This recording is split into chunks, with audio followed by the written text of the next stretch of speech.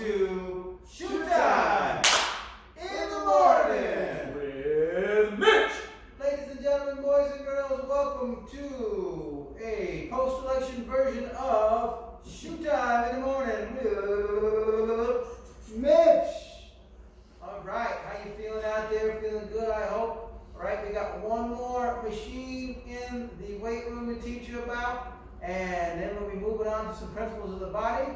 All right, this last one is a machine for a muscle we've worked already, but it's good for you guys to know how to use it. All right, this one is called the lat pull down, and actually you can use it for another muscle too, and we'll talk more about that when we get inside the weight room. So, Mr. Morningwick, where's Ducko? Let's hear that quack, guys.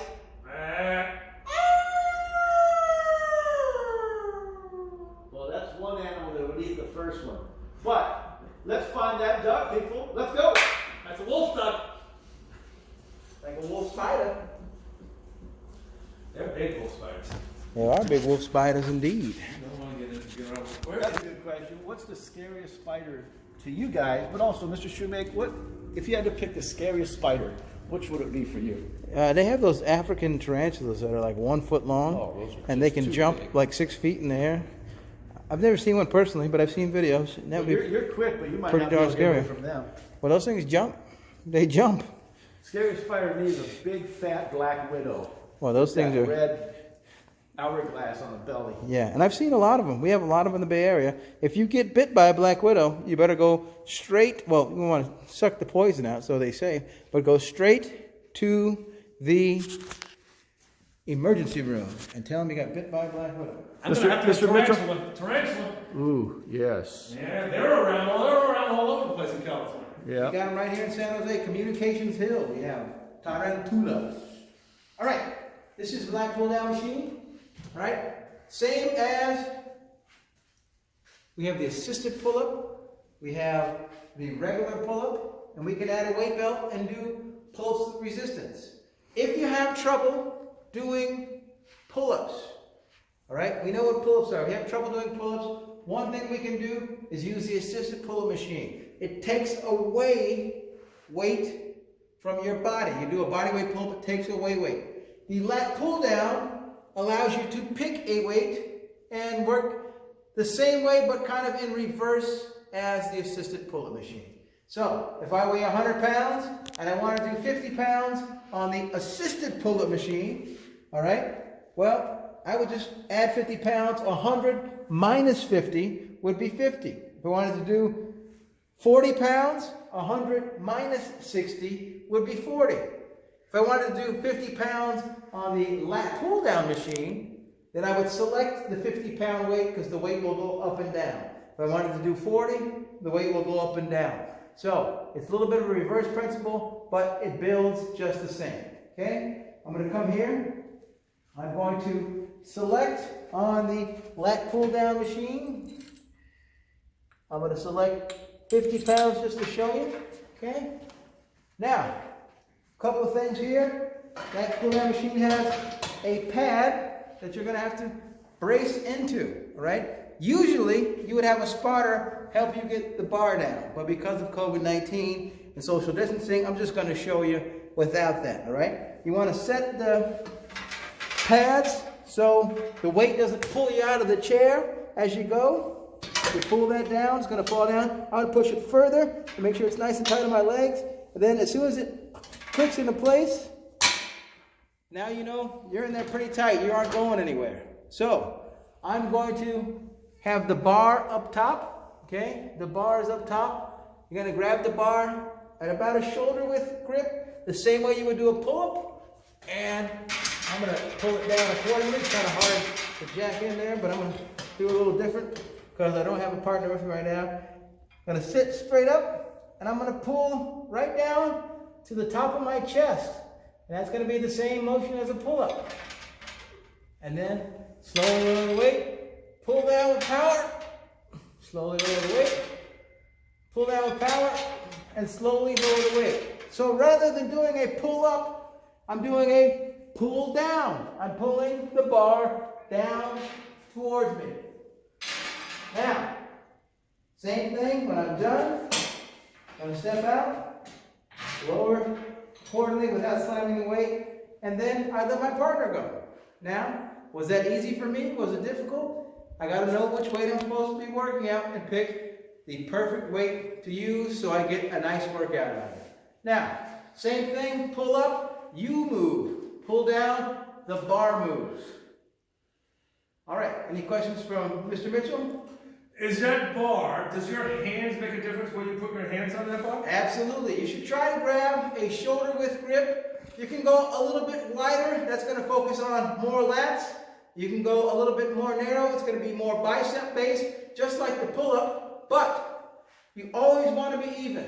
You never want to have one hand in, one hand wide, or one hand right in the middle and one hand wide. You want to pull with the same grip, all right? I usually like to go right where the bar bends. Grab it right where the bar bends, right in the middle of your hand. That way you know you got a nice, even grip and you're ready to go. Mr. Shoemake, how about your feet when you're actually doing the exercise? You want to be on your toes, heels, flat? What do you do with your feet? When you are sitting properly with your feet underneath the pads, your knees under the pads, all right? There should be no way you can have your toes come all the way up. You want your feet to be flat on the ground, and you want your thighs to be underneath this pad. What that does, if you're strong and you're using a weight that's more than your body weight, if you don't have this, you're going to fly in the air, all right?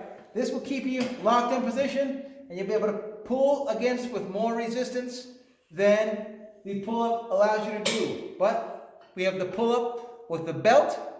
If I weigh 100 pounds, I can do less weight, or I can do 200 pounds. And that's like doing a pull-up with 200 pounds around you if you only weighed 100 pounds. So you want your feet to be flat on the ground, you want your thighs to be underneath the pads, and you want to be nice and firm, and use that to do the pull down.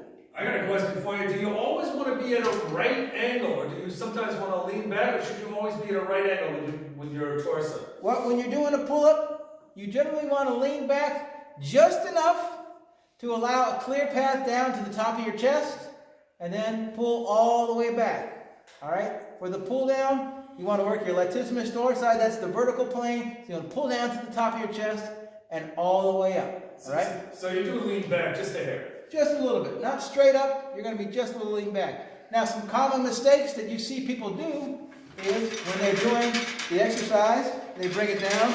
They want to use their body for momentum. They want to lean back. And the whole body's doing the work. You don't want the whole body to do the work. Everything's slow, controlled. Now, when you're coming down, you can pull with power and release it, controlled. Pull with power and release it, controlled. Now, Mr. Shoemaker, we're talking about that machine doing a second muscle, if I remember correctly. Yep, you can do a second muscle on here, and this one is one that we've learned about too. We learned about it by doing the dips, all the way down, all the way up.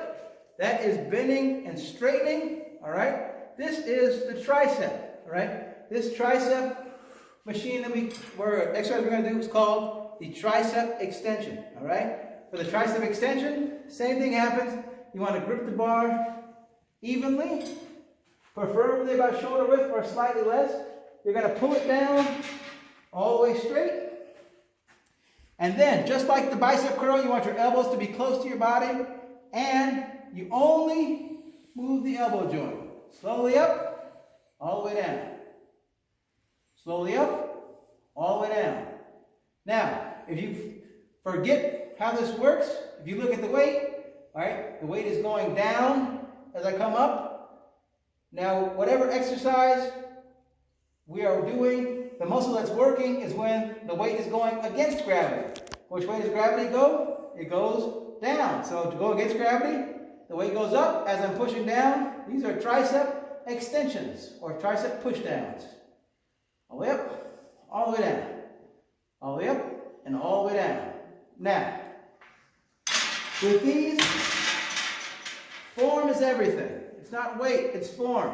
How much weight can you do with a controlled form?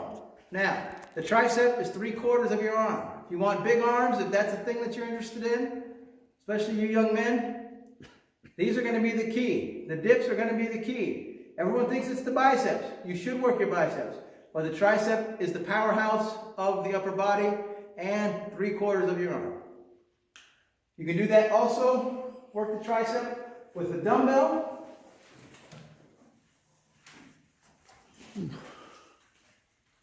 going to grab just a dumbbell here. Make a diamond shape, like such. And you're going to put it around the dumbbell. And then you're going to start with your arms bent. And what's the function of the tricep?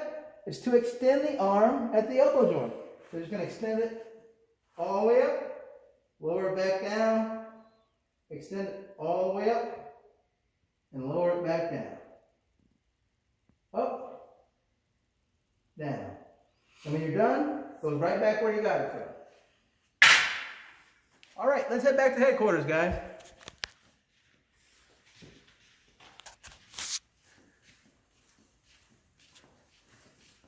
Now, I've seen people do tricep extensions with just one hand. Is that feasible, Mr. Shoemaker? You can do that, but it does not give you the best work for the 3 heads of the tricep muscle. But you can definitely do that. There's nothing wrong with doing it, but it is not the most efficient way of doing it. And I've always seen people, when they do tricep extensions with one hand, that obviously, after you do a set of 10 with your right hand, you got to put it into your left hand. Yeah, everything should be done symmetrically on your body. Unless you are into having a strong side on one side and a weak side on the other. All right, Mr. Moore-Henwick, what say you? Well, this is what say I. Sports Factor. What's your question? All right, I'm still on football. Last time, as you remember, I asked you to name all the positions of the offense. Well, what about all the positions of the defense? That's what I'm asking this time. All the positions of the defense. Now, Mr. Shoemaker will give you a bonus point if you can name all the positions of the defense. When I went to Bret Hart, I wouldn't even think about it. It was second on.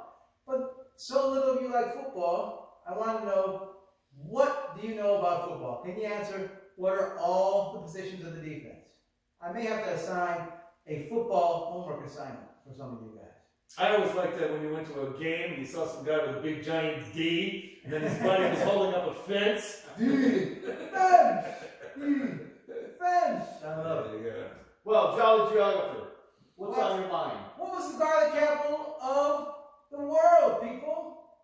It's Gilroy. Have you been to the garlic festival before? They have lots of delicious garlic food. I love garlic. I love garlic. They also have the worst thing in the world at the garlic festival, garlic ice cream. Ooh, terrible. Terrible. But saying that to say, we have a plethora of history and a plethora of resource right here in the Bay Area. And I'd like to ask you guys, what was the original capital of the state of California? Nice. The original capital. The very first one. Before I tell my joke, I've got another question for you guys. What is the first car that you ever owned? First car you ever owned and drove regularly? Owned, you say? Owned or drove? Or borrowed? Well, whatever. Borrowed. Owned. Borrowed.